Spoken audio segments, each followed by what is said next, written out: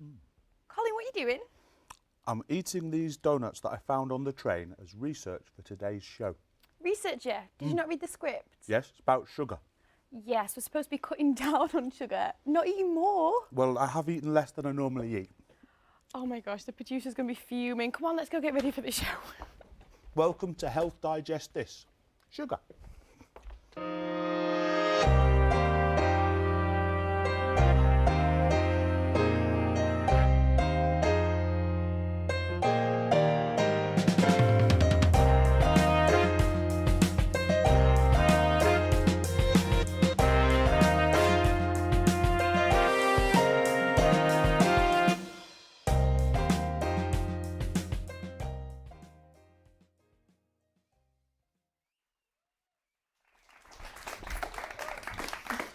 Hello and welcome to Health Digest This, the show where we investigate food so you don't have to. I'm Lucy and this is Colin, and today we're talking all about sugar. So does that mean I get lots of chocolatey treats? Nope, it's the exact Didn't think so. opposite. There's endless research suggesting how bad sugar can be. And making the headlines today, the Chief Medical Officer of the UK compared the threat to obesity of that of terrorism. So we want to find out if going sugar-free is possible and what sticky pitfalls you need to look out for. It's going to be a long 30 minutes for me, Luce. Who knows, Colin, with what you, my friend, are going to find out on today's show, it might put you off sugar for good. Coming up, we'll be investigating hidden sugar, where it is and what it does. Our scientific reporter, Lizzie, will be telling us how sugar can affect our health. And we challenged a local lad to give up sugar for a week. If you want to know how he got on, stay tuned to find out more. And don't forget to follow us at Health Digest TV and share all your sweet sugary stories, both good and bad. But first, our reporter Adi went to see what the general public knew about sugar. Hello, I'm here at the University of Salford in Media City, UK, and today we're going to find out what these people know about sugar.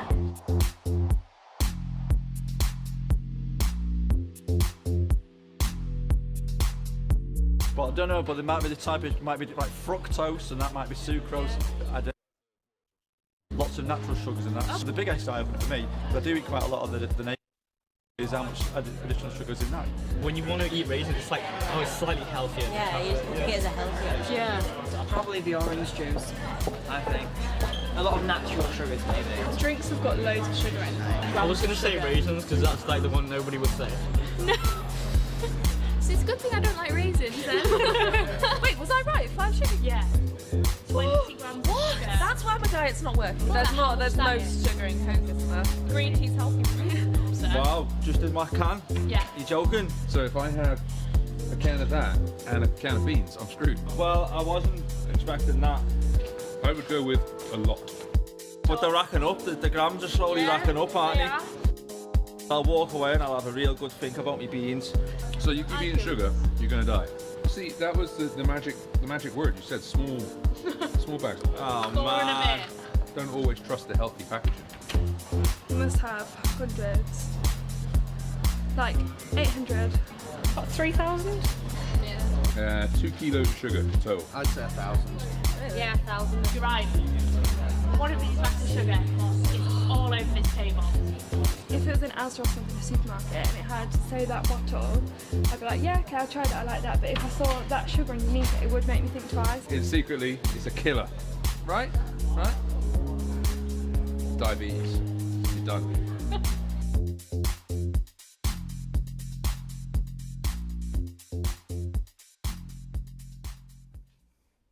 So, as you can see, there's more to sugar than meets the eye, and it appears we don't know much about it. Especially the potential negative effects and diseases like diabetes. Well, we have someone here who is an expert in this, so please welcome to the show, Julian. Thank you very much, my friend. He's my friend, Julian, for coming to see us. Tell us a little bit about how you know so much about sugar. Well, I have to, because my life depends on it, because I'm a type 1 diabetic, so I need to match the insulin I inject with the amount of sugar and carbohydrates I eat, so I need to know. So, with that in mind, tell us how important or the effects of food packaging has on you making that choice. Well, having been doing this now for well over 2 decades, you learn lots of things when you begin to read the packaging. So the first thing you learn is not to be conned by labels that say diabetic or sugar-free. A lot of those labels, those products are no better for you than the other products. Always look and see how much sugar, how much carbohydrate is actually in it. And the other thing is, when you see a label that's low in something, it does tend to be high in something else. So when the food industry take fat out of a yogurt and make a low-fat yogurt, they're actually making a high-sugar yogurt. So you need to be very, very careful and always read how much sugar is actually in the product.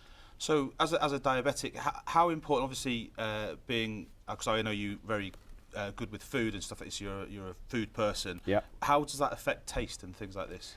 Well, sugar, sweetness is one of the key 4 tastes that we have: sweet, salt, bitter, sugar, and a 5th taste, which is umami, which is flavour. So sugar puts flavour in, which is why the food industry is so keen on adding it. Is that why you hear people talk about a sweet tooth and stuff like that? Is it people that see that more? Yeah, some people have a sweet tooth and like overtly sweet things, but most of us respond very well. The pleasure centres in our brains light up when we eat sugar, which is why women like chocolate so much. So. Ooh, yeah. You like chocolate much, don't you? Chocolate's my baby. Did you find it difficult swapping things out and not eating as much sugar? No, I found it difficult at first, but you kind of get used to it in the end, and you try and find things as a diabetic that are both low in sugar, but also slowly release sugar, so that you're trying to avoid the peaks and troughs that you get if you're eating refined sugar. At the end of the day, refined sugar is the thing that we all need to avoid. So you talk about peaks and troughs, so you eat too much sugar, you get the sugar rush, is that what you could? Yeah, and it's during those, as a diabetic, it's during those periods when my blood sugar is very high or very low that I can do the damage to my body in the long term. So I've got to try and keep things as much on an even keel as possible. Okay, listen, Julian, thank you so much for coming in. Pleasure. We really appreciate it as always. Ladies and gentlemen, Julian Price. Now it's time for this week's Generation Wars. Doreen here has actively cut down her sugar consumption over the past year, but can her grandson Lewis do the same? Let's take a look. On today's show we are joined by a very special lady. Now, not only has she cut down on her sugar allowance to the 25 grams per day, but she's also my grandma. Welcome to the show, Grandma. Thanks for joining us today. Very welcome, Emma darling. Now, Grandma, obviously I know a lot about you, but the viewers out there don't, so would you mind telling them a bit about yourself? Yes, Emma darling. I'm your grandma, of course, and my name is Doreen. I'm 70 years old, and I'm on the show to talk about the reduction of sugar in my diet. There is actually a story to why you've given up sugar, or you've decreased it so much in your diet. Would you mind sharing that with us? I went to the doctors to get my blood test results, and I was told I was borderline diabetes number 2. And do you think that you had a lot of sugar before you went? Did you? Yes, I think I probably did. I never used to look at the packaging until then, but now it's really opened my eyes. There is another reason that you're on the show today, isn't there, Grandma? We're very worried about a certain person in the family. Yes, that's my grandson. Yeah, and he's also my cousin. Yes. And we both know that he does consume a lot of sugar every day, doesn't he? Yes. So you don't want him to go down the same path? No, of course not, but someone so young, they don't bother about what they eat or drink, they don't look at labels. I'm afraid that he may end up going down the same path as me and ending up with diabetes type 2 at such a young age. I wouldn't like that to happen. So now we're going to have a little chat with Lewis. We know more than anyone, don't we, Gran, that you eat so much sugar. Have you actually thought about how much sugar that you eat each day? I never really thought about it. Not at all really, I just eat what I like to eat when I want to eat it. But since Gran found out about being like close to being diabetic, that bit, well, I've sort of thought about it a little bit and I do eat my fair amount of sugar. Now, you've agreed to a sugar challenge, haven't you? Yeah, yeah. So if you'd like to tell us a bit about that? Well, I'm just trying to get it down to the same amount as what my gran eats. I think it's something like 25 grams. Is that a day? Yeah. Yeah, it's a day, innit? Yeah. But it's not a week. It's close. Yeah, so I'm just going to try and see if I can match what she does.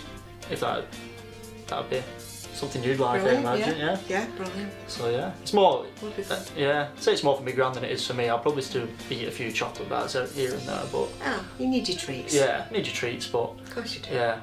actually prepared a little surprise for you in the kitchen. Right, let's go. Let's have a Let's look. go then. Are you coming, Grant? Okay, yeah.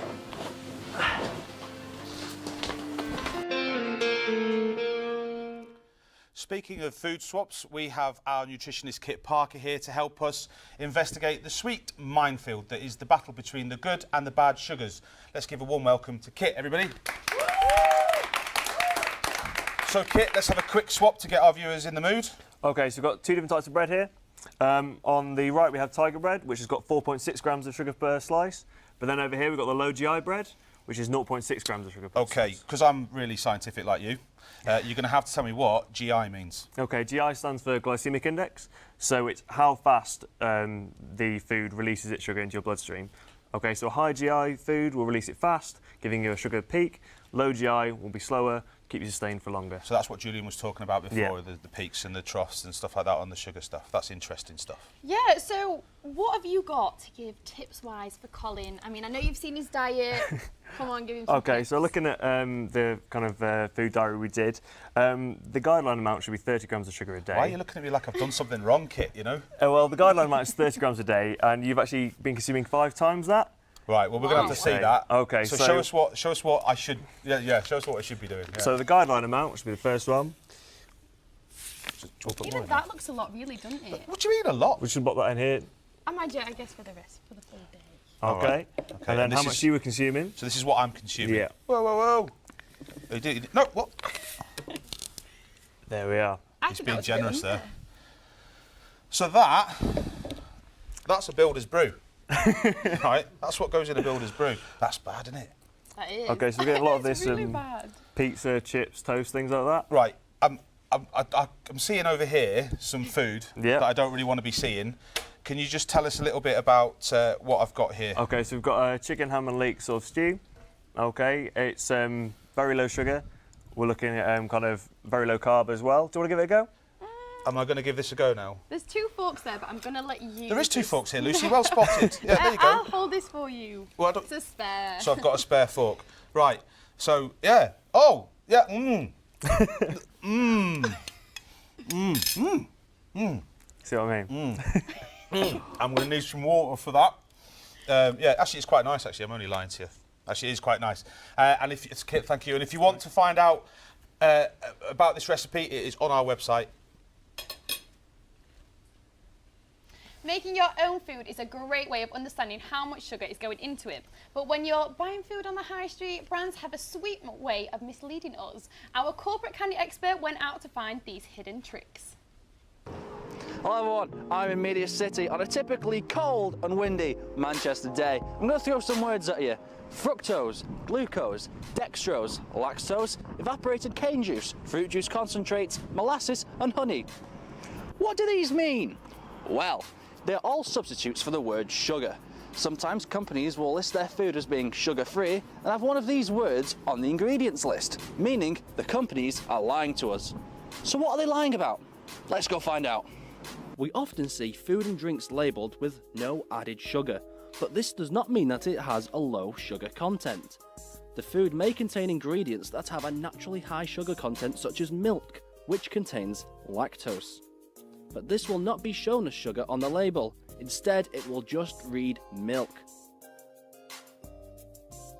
Another thing that the labels don't tell us is a child's guideline daily recommended amount. Some of us will look at the label and just assume that it won't be much different for a child to an adult.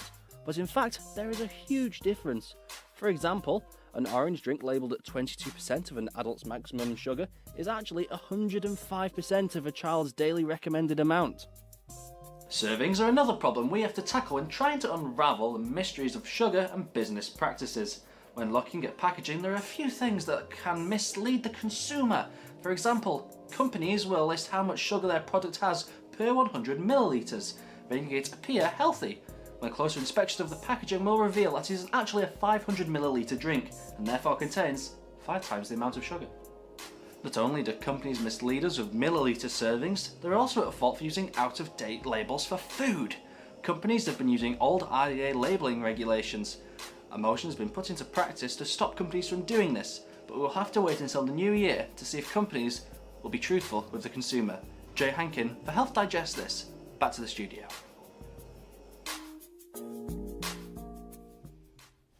So that's hopefully shown you what to look out for when you do your next shop. But has our studio audience learned enough to guess how much sugar is in this trolley that Jay brought back? Thanks, Lucy. I'm here with Keenan. Keenan. Ross. I thought you were going to say Kel.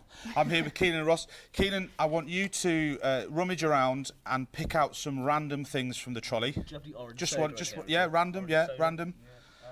More random than that. one? Yeah, okay, that's nice and random. Good. You've got the random one. I think that random one there. And then just one more random one. Maybe The somewhere beans, that looks under random. here. Yeah. Okay. That's a good Okay, one. completely at random. No suggestion.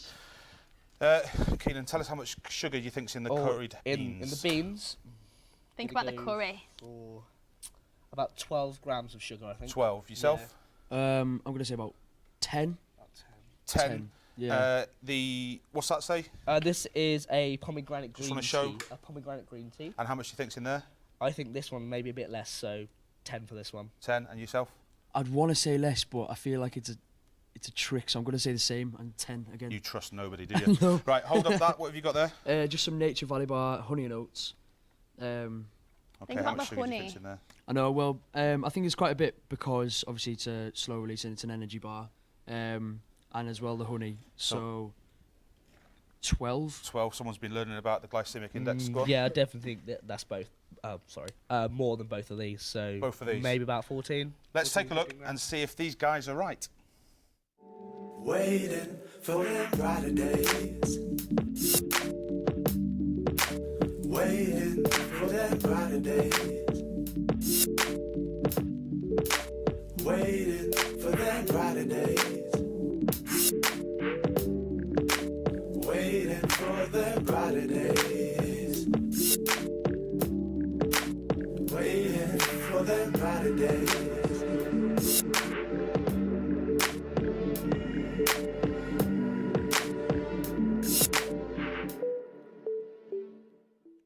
So, how many of you at home got that right? Tweet us using the hashtag HDTSugar and let us know. Whilst I try and get this food back above Colin, I'll let you catch up with Lewis's challenge in our second instalment of Generation Wars. Get off! Get off! Get off!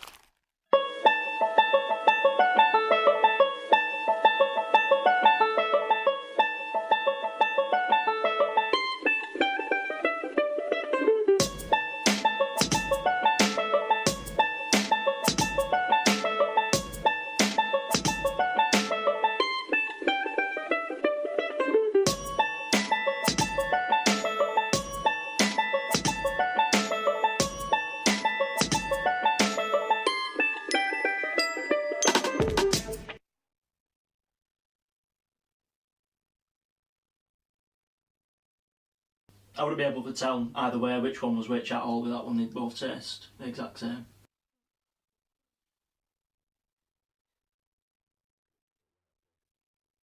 That one's better. Miles better.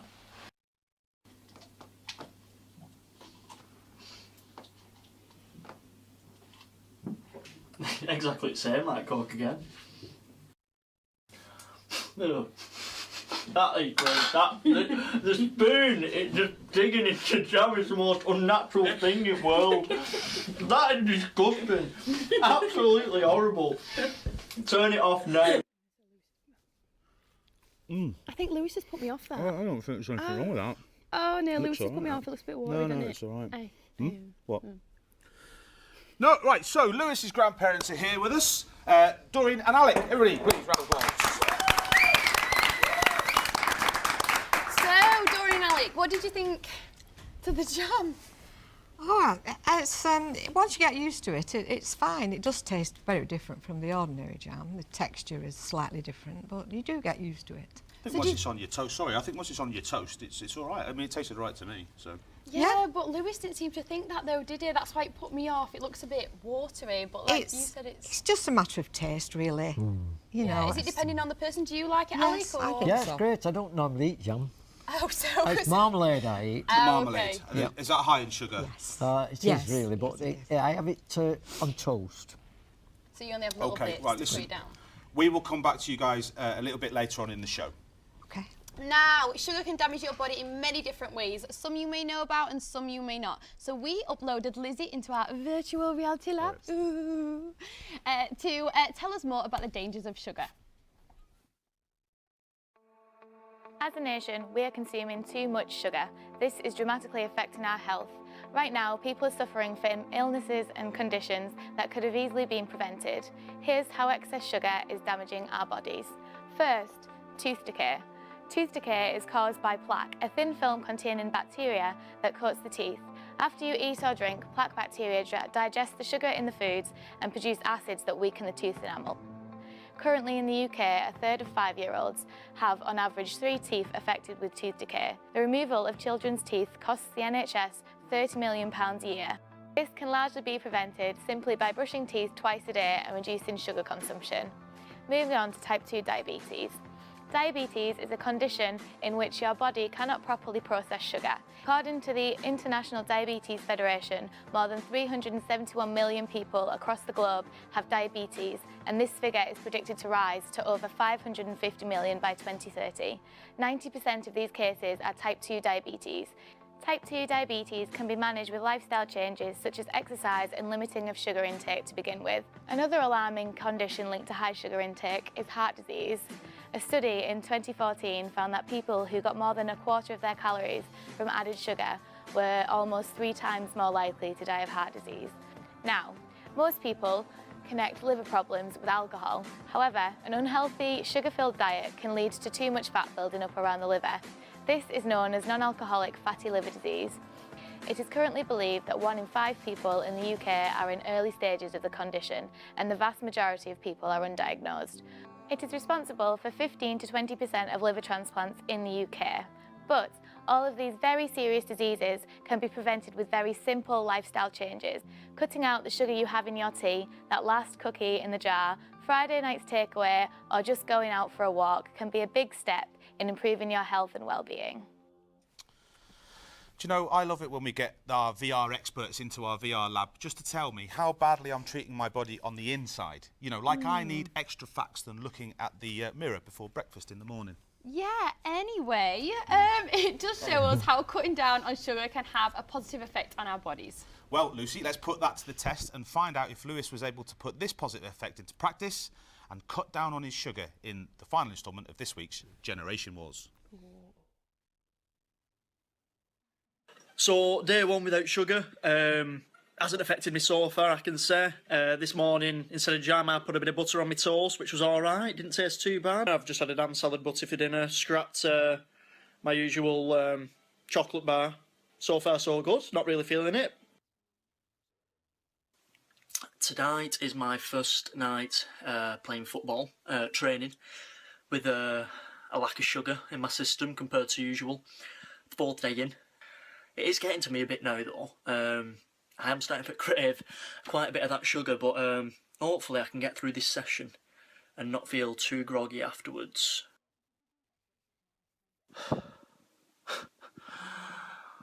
Just got in from footy and I feel absolutely shocking. My body is just craving some sort of sugar injection. I feel absolutely exhausted and I feel like I just need to have a Snickers or something. Like I won't be able to carry on without it. I'm actually getting quite emotional thinking about chocolate. This has definitely been the toughest day of the week. Here it is, come about already, day 7. And I've done it. I've done it, like, easy. Well, not easy, I've had a few down days, but yeah, done. 20 to 25 grams per day, sometimes even less. I can't say I'm not going to be partial to a chocolate bar here and there. I'd happily live the same way as I have done for this week, for the rest of my life. Might be a bit extreme, but yeah, I don't see why not. I've enjoyed it. Feeling alright, feeling good, feeling fresh. Feeling fresh and waking up as well, which is a shock. Don't need that morning cereal bar. But yeah, thank you very much. So, Dorian and Alec, you must be pleased with him. He lasted the full week, didn't he? Fantastic. Yes, it was Yep, amazing. Did very well. Didn't think he'd last that long. Did you not? No, so, Dorian, you're his grandmother. Okay, so the question to you is, grands are supposed to make lots of sugary treats, cookies and cakes and stuff. So do you think you helped him be addicted to sugar from a young age? Or? Yes, probably. And also, I was baking cakes and I was eating them. which I didn't realise at the time was very bad for me. No. Why didn't you realise at the time? But there was no media like there is now. There was just nothing printed, nothing on the telly to tell you that sugar was dangerous in those days. You just ate everything and you didn't think about it. So at what point, obviously on your journey, we'll talk about Lewis in a second, but on your journey to cut down on sugar, so at what point did you sort of say, I need to cut down on this sugar? What was the trigger for you? Well, the trigger was when I went to the doctors to get my annual blood test results. The cholesterol was fine, the thyroid was fine, and then it came to when she gave me the news about might be borderline type 2 diabetes, and I was absolutely gobsmacked. I Shocking, couldn't yeah. believe it. And this is obviously, why did it come as a shock? Because you didn't think.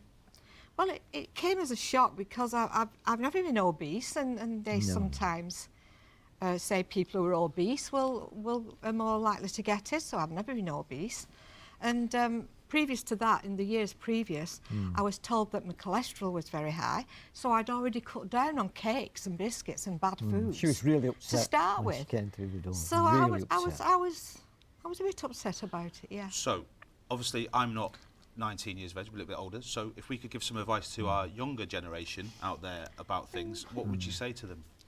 Well, I would say just think twice before you have that extra teaspoon of sugar in your Cut out drink. the sugar butties.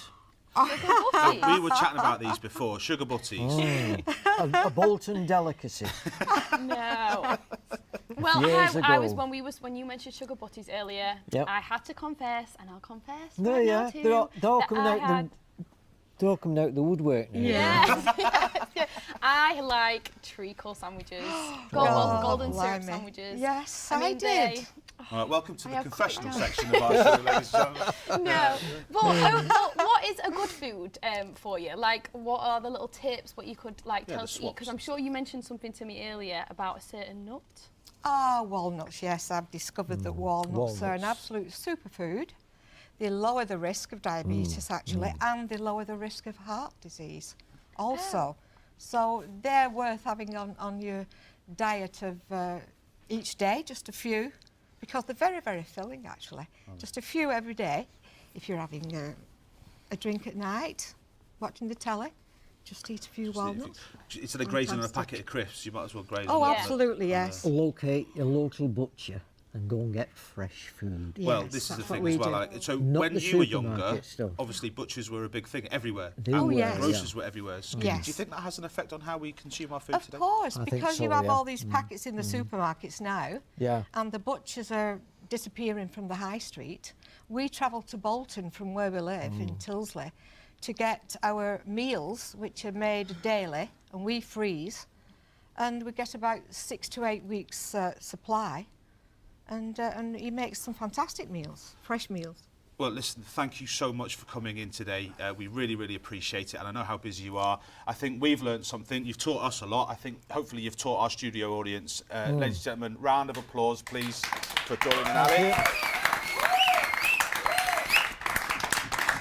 And if you guys at home are convinced to reduce your sugar, please be sure to tweet us at Health Digest TV and check out our website for some more great tips. Now, as I said before, sadly, we have reached the end of the show. But don't despair, we'll be back next week with a packed show all about protein. So, any of you gym nuts out there, I'm looking at the audience, there's a lot of them, it's going to be a good one, so don't miss it. Thanks to our great guests, our lovely studio audience, and you guys at home for tuning in. I've been Lucy Machin. And I've been Colin McKevitt, and we will see you next week for more Health Digest Digest This. Woo!